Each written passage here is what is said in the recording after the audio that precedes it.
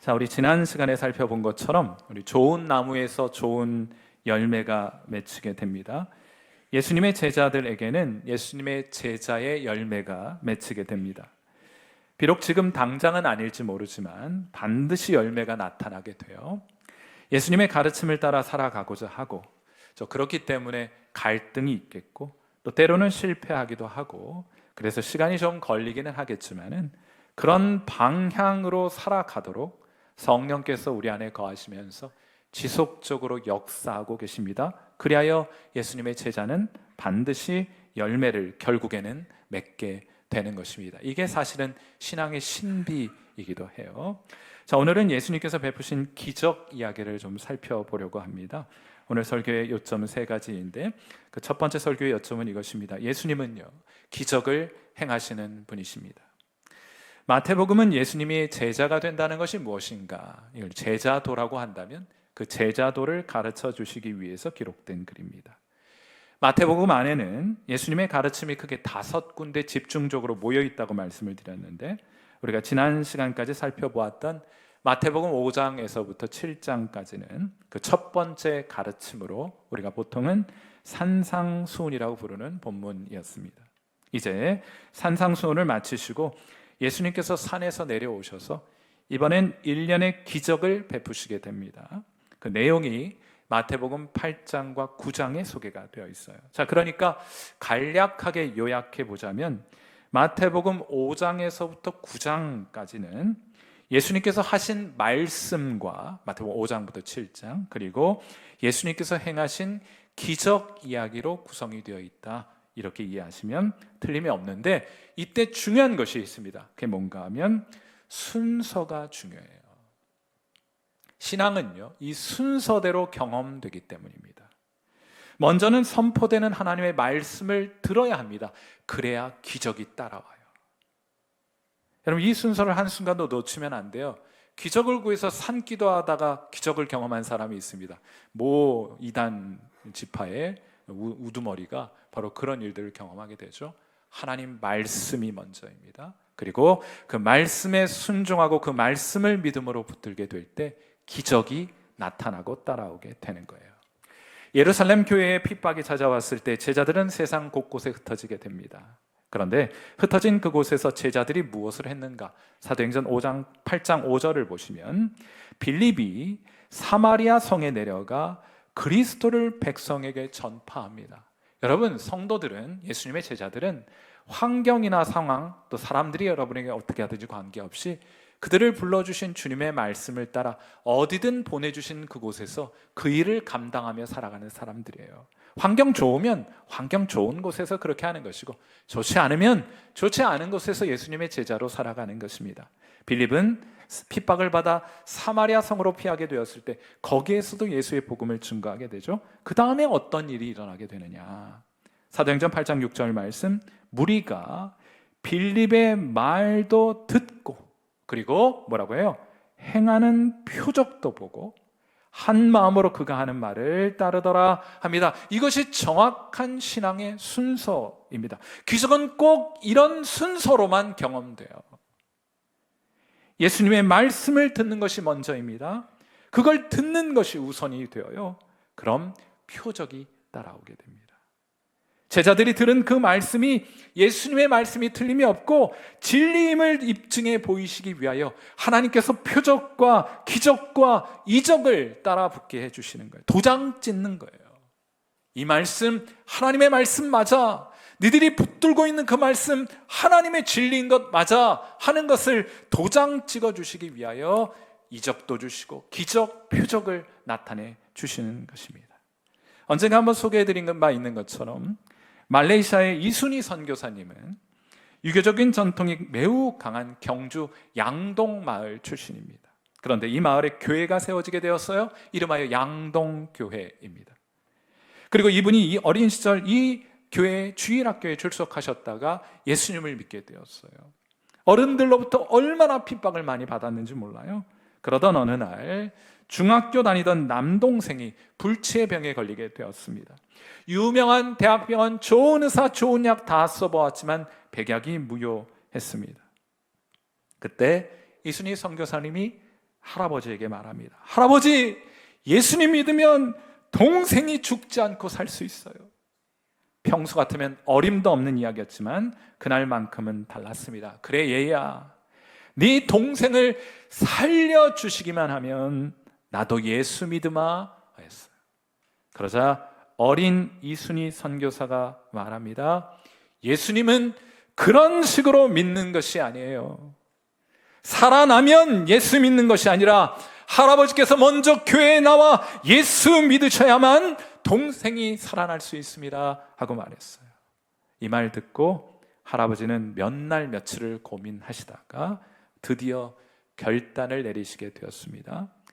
돌아가신 조상들보다는 살아있는 손자를 택해야겠구나.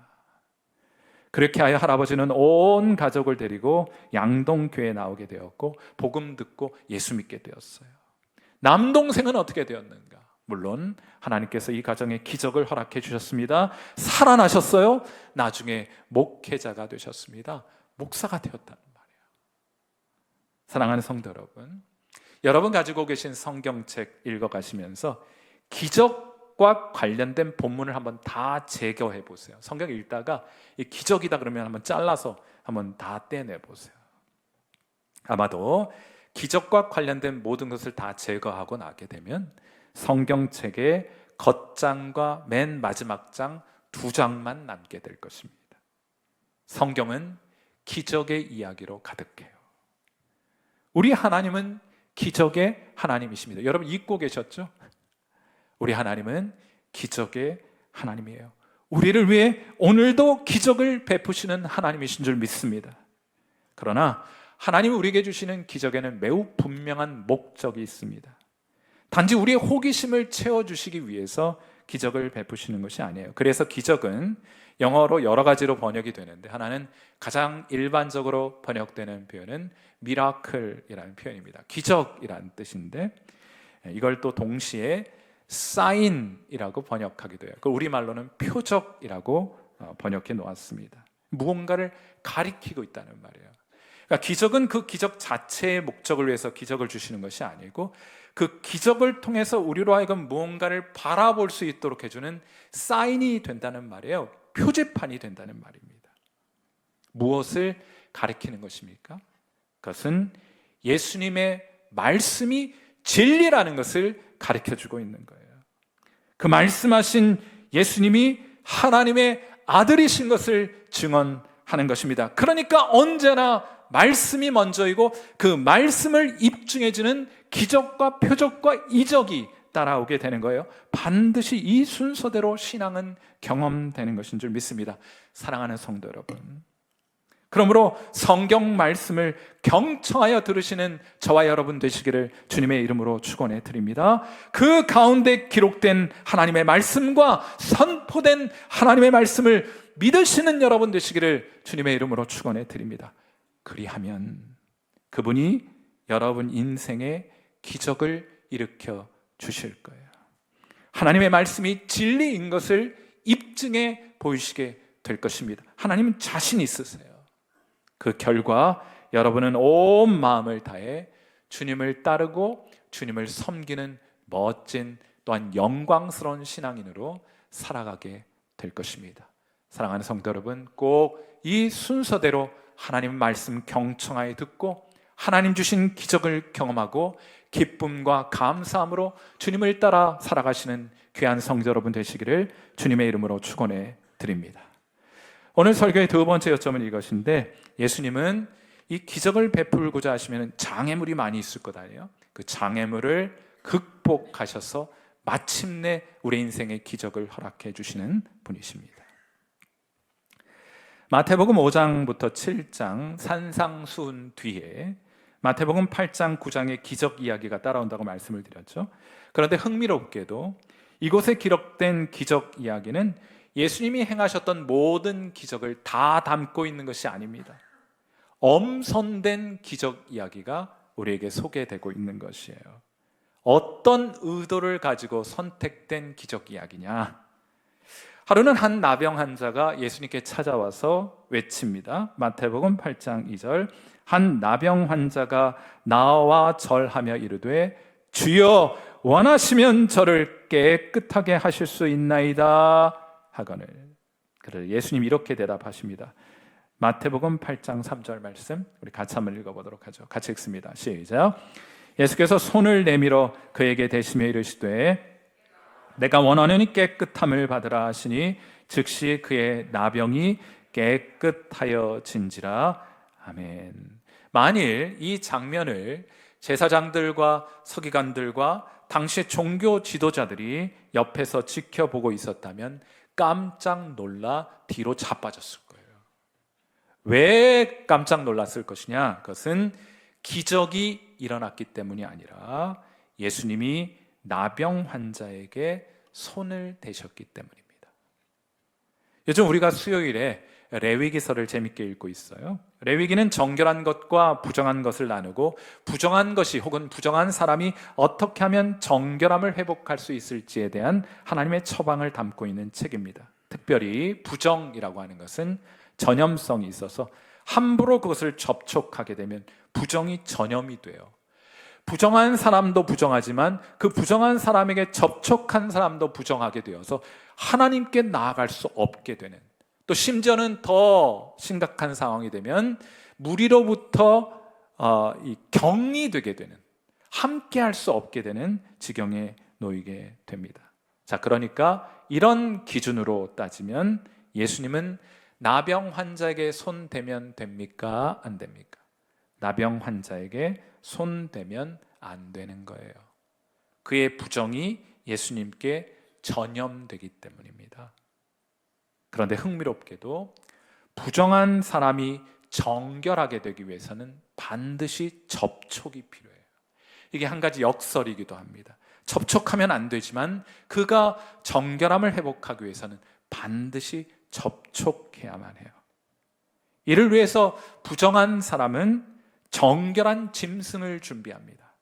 그리고 그 머리에 두 손으로 안수하여 접촉하게 됩니다. 레위기 1장 4절 말씀입니다. 그는, 부정한 사람은 번제물의 머리에 안수할지니 그를 위하여 기쁘게 받으심이 되어 그를 위하여 속죄가 될 것이라 하였어요. 이건 일종의 행동으로 보여지는 비유입니다. 비유는 말로만 하는 비유가 있는 게 아니고 행동으로 보여지는 비유도 있어요. 그것을 영어로 acted parable이라고 해요. 보여진 비유라는 뜻입니다. 이 안수의 과정을 통하여 사람의 부정함이 짐승에게 전가되고 그 짐승의 정결함이 사람에게 전가되어 사람이 정결함을 회복할 수 있다는 것을 보여주신 거예요. 그런데 어떻게 짐승의 정결함이 사람의 정결함으로 대체될 수 있겠습니까? 하여 이사야서 53장 4절에 하나님께서 궁극적으로 의도하신 바를, 이 제사 제도를 통해 우리에게 의도하신 바를 이렇게 소개해 주셨습니다. 이사야서 53장 4절 말씀도 같이 읽죠. 시작.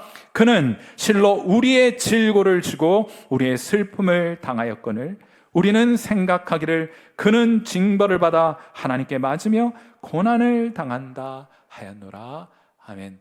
반드시 예수님과의 접촉이 있게 될 때 기적은 일어나게 됩니다. 치유와 회복은 나타나게 되는 거예요. 왜요?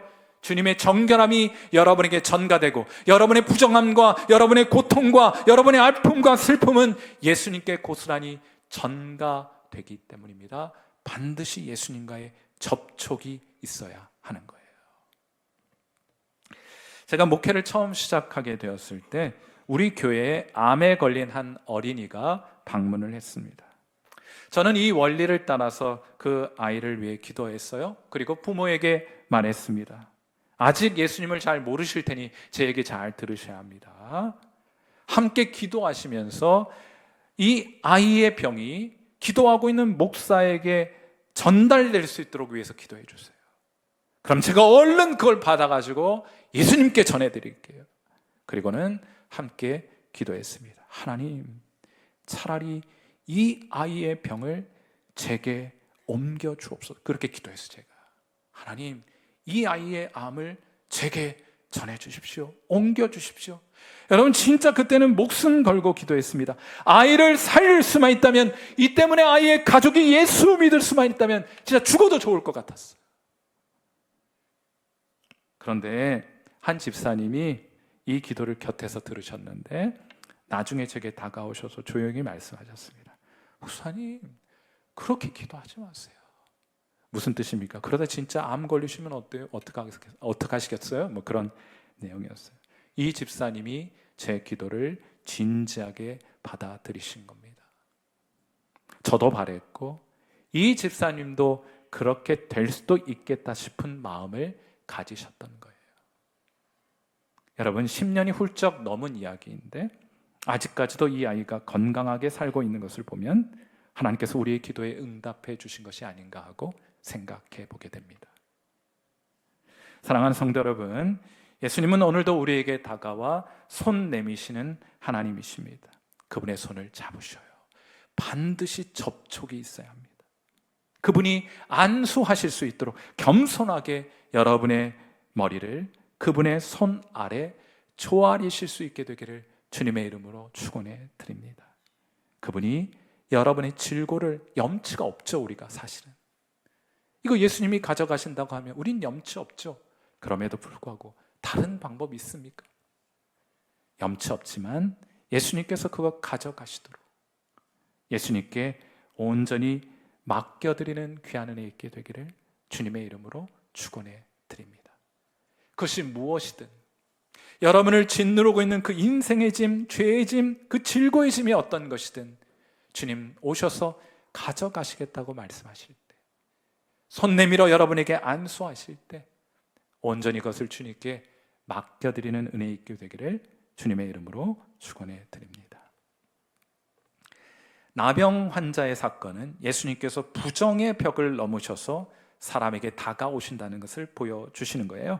뒤이어 5개의 기적 이야기가 추가적으로 따라오게 됩니다. 두 번째 기적은 중풍병에 걸린 한 이방인 백부장의 하인을 고쳐주실 때 나타났습니다. 이때 저 유명한 이방인의 고백이 등장하게 되죠. 마태복음 8장 8절, 이 고백으로 예수님을 만나게 되는 겁니다. 여러분도 함께 이 말씀 읽어보도록 해요. 시작. 백부장이 대답하여 이르되 주여, 내 집에 들어오심을 나는 감당하지 못하겠사오니 다만 말씀으로만 하옵소서. 그러면 내 하인이 낫겠사옵나이다. 아멘. 예수님이 직접 찾아가셔서 만져 그를 회복하시게 가는 길에 백부장이 이 말 하는 거예요. 다만 말씀만 하셔도 족하겠습니다. 예수님께서 크게 기뻐하시면서 이렇게 말씀하십니다. 마태복음 8장 13절, 예수께서 백부장에게 이르시되 가라, 내 믿은 대로 될지어다 하시니 그 즉시 하인이 어떻게 되었습니까? 나으니라, 낫게 되었습니다. 여러분, 예수님은 부활하셔서 승천하신 이후 하늘 보좌 우편에 앉아 계세요. 우리 어린이들에게 예수님 어디 계시냐 물으면 제 마음속에 계세요 하고 주일학교에서 교육을 잘 받았어요. 그런데 틀린 말은 아닙니다. 예수님의 영이 여러분 안에 거하시니 예수님은 여러분 안에 계신 것 맞아요. 그러나 아주 엄밀한 의미로, 아주 전문적인 의미로 좀 말해보자면 예수님은 거기 계시지 않고 저 하늘 보좌 하나님 우편에 앉아 계십니다. 자, 그런데 우리가 어떻게 그분께 다가가서 그분과 접촉할 수 있겠습니까? 참 감사하게도 예수님은 말씀이 육신이 되신 분이에요. 그러므로 그분의 말씀을 믿음으로 붙드십시오. 믿음은 붙드는 거예요. 이 머리로 이해하는 게 아니고 믿음은 붙드는 거예요. 그리고 이때 여러분은 말씀을 붙들 때 여러분은 예수님을 붙드는 것입니다. 예수님을 접촉하게 되는 거예요. 그리고 그때 기적은 일어나게 되는 것입니다. 여러분, 이렇게 예수님의 치유의 능력은 인종의 벽을 넘어서요. 이방인도 예수 믿고 기적을 경험합니다. 그리고 이어 베드로 장모의 열병을 고치셨을 때 예수님은 성별의 벽도 넘으셔서 여인들도 기적을 경험합니다. 그리고 바람과 바다를 잠잠케 하시고 귀신 들린 사람을 고치고 중풍병자를 고치시는 사건을 통해서 자연계와 영계 그 어디에도 예수님의 치유의 능력이 미치지 않는 곳은 없다는 것을 예수님께서 이 기적 이야기를 통해서 우리에게 알게 주시는 겁니다. 예수님의 치유의 능력이 닿지 않는 곳은 없어요. 그러므로 사랑하는 성도 여러분, 주님을 바라보실 수 있게 되기를 주님의 이름으로 축원해 드립니다. 주님의 말씀을 믿음으로 붙드는 여러분 되시기를 바랍니다. 말씀을 통해 어떤 장애가 여러분 가운데 있다 할지라도 우리 주님이 다가오셔서 여러분을 만져주실 것이고, 여러분이 주님과 접촉하게 될 때 주님의 치유와 기적의 역사가 오늘도 우리에게 일어나게 되는 줄 믿습니다. 그 하나님께로 나아가시는 여러분 되시기를, 그 기적을 오늘도 경험하는 은혜 있게 되기를 주님의 이름으로 축원해 드립니다. 오늘 설교의 마지막 요점은 이것인데, 기적은 항상 뭔가를 보여주고 드러내고 가르쳐준다 말씀을 드렸는데, 오늘 설교의 마지막 요점과도 관련이 돼요. 예수님은 육체로 오신 하나님의 아들이십니다. 자, 우리 한번 마태복음 지금까지의 내용들 좀 살펴보면, 마태복음 1장에 예수님은 성령의 역사를 통해 동정녀 마리아에게서 태어나시게 됩니다. 그분의 존재 자체가 신적이에요. 하나님이에요, 하나님. 이 중에 여러분 그런 과정을 통해서 이 세상에 태어난 사람이 어디 있습니까? 그분은 하나님이십니다. 마태복음 5장부터 7장까지의 말씀을 통해서 예수님은 산상수훈을 우리에게 베풀어 주셨는데, 그 말씀을 들어보면 이것이 사람의 교훈이 아니라는 것을 알게 됩니다. 요한복음 7장 17절, 사람이 하나님의 뜻을 행하려 하면 이 교훈이, 예수님의 말씀이 하나님께로부터 왔는지 내가 스스로 말함인지 알게 되리라 하셨어요. 누가 하나님이십니까? 하나님의 말씀을 하는 분이 하나님이세요. 맞습니까? 하나님의 말씀을 하시는 분이 하나님이세요. 그걸 보여주는 것이 산상수훈입니다. 아울러 그분의 행하시는 일도 그분이 하나님이심을 증언합니다.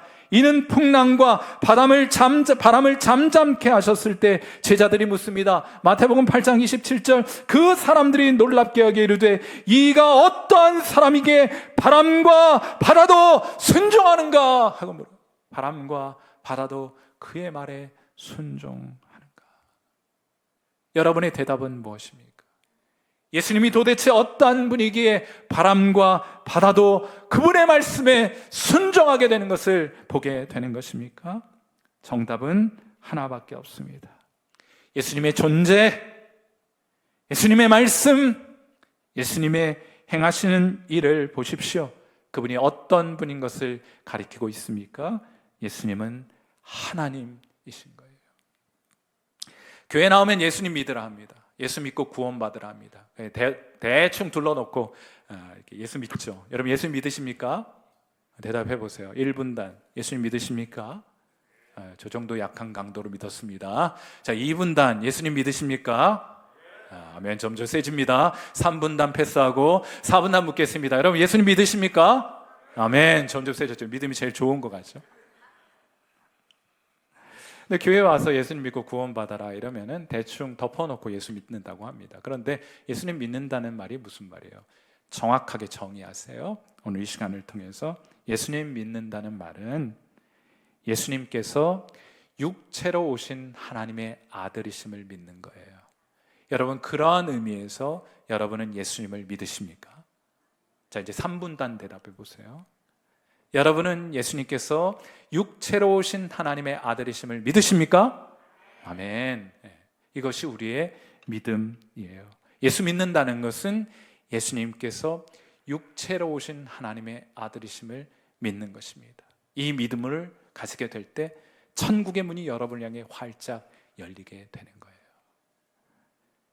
이 점이 분명해졌을 때, 자, 이제 순서상 그래요. 예수님의 출생, 탄생, 예수님의 가르침, 예수님의 기적 이야기 이런 거 다 소개해 놓고 난 다음에 예수님께서 누구에게 다가가시느냐? 마태복음을 기록한 마태에게 다가가셔서 말씀하십니다. 마태복음 9장 9절. 이것은 순서가 중요한 거예요.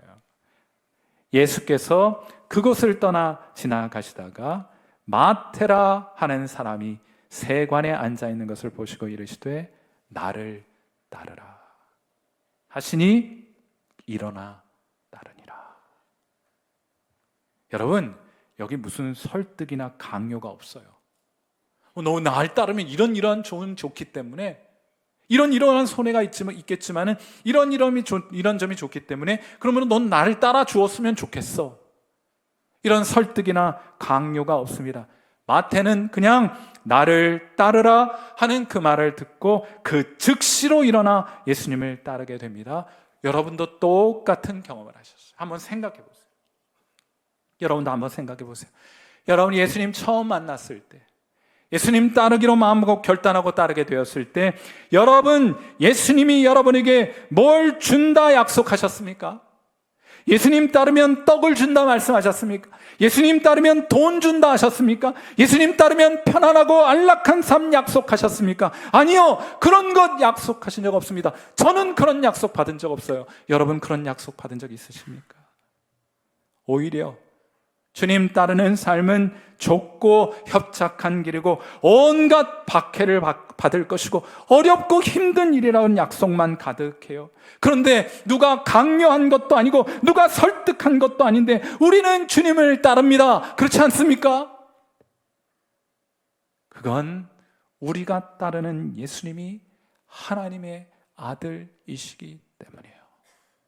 그분이 하나님이시고 그분이 나를 따라오라 말씀하셨기 때문입니다. 다른 설득과 강요 없었어요.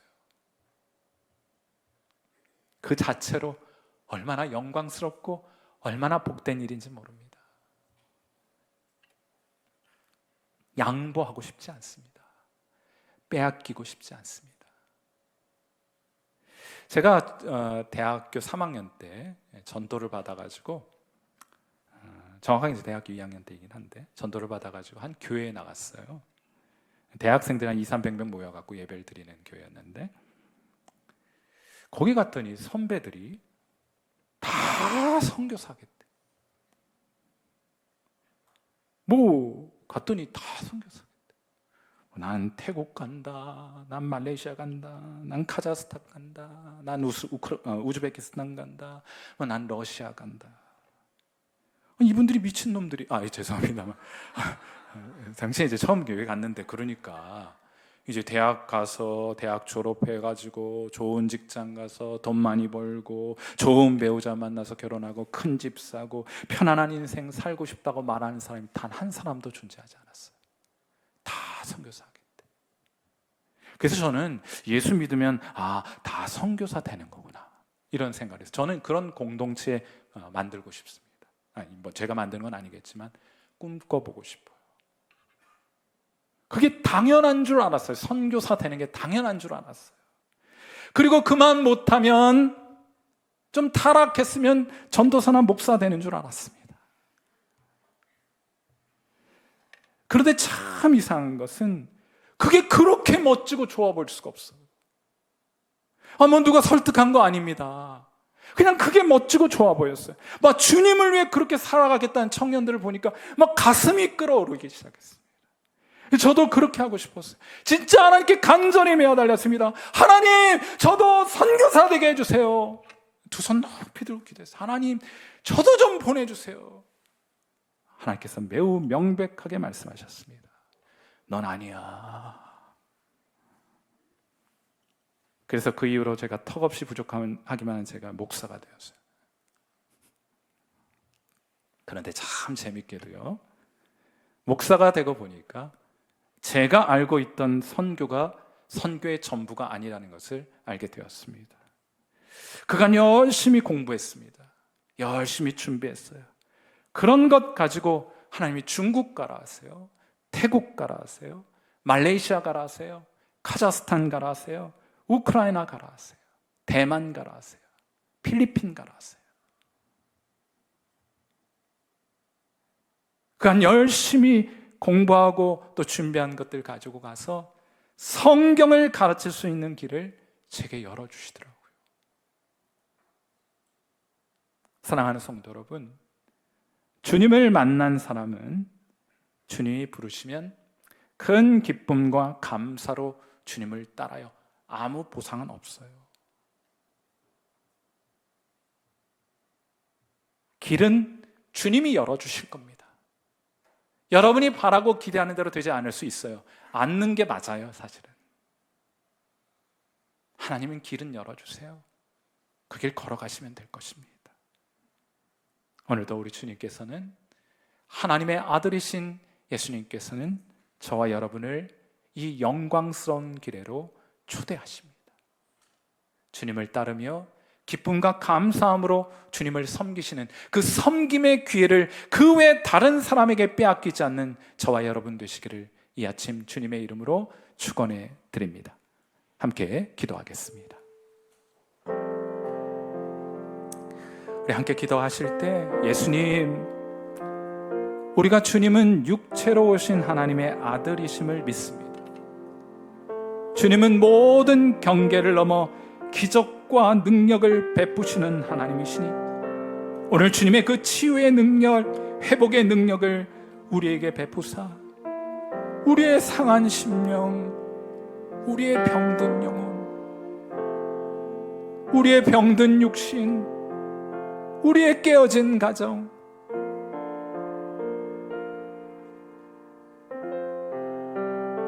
하나님 임하셔서 하나님 회복하여 주시고 고쳐주옵소서. 죽었던 것 살아나게 하옵소서.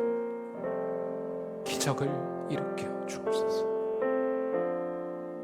간절한 마음으로 하나님 앞에 함께 기도합니다. 기도하겠습니다.